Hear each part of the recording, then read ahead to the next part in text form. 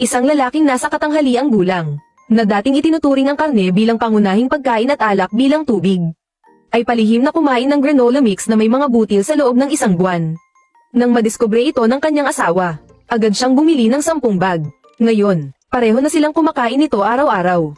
Kaunti lamang ang nakakaalam na ang simpleng pagpapalit ng almusal gamit ang granola ay maaaring magbigay ng sapat na hibla, protina, at calcium, na tumutulong sa katawan na manatiling puno ng enerhiya at malusog sa buong araw. Ang pagkain ng isang piraso ng granola mix na may mga butil araw-araw ay nakakatulong upang mabawasan ang labis na pagnanasa sa merienda at mas mapanatili ang timbang. Ang 2 piraso ay tumutulong sa mas maayos na panunaw, pagpapabuti ng pagsipsip ng sustansya, at pagpigil sa paninigas ng dumi.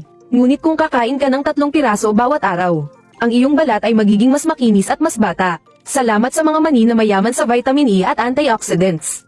Ang bawat sangkap ay maingat na pinili: almond rays, walnuts, pulang mansanas, buto ng kalabasa, cashews, at 3 kulay ng ubas mula sa Chile. Lahat ay iniihaw sa mababang temperatura upang mapanatili ang likas na lasa at pinakamataas na nutrisyon.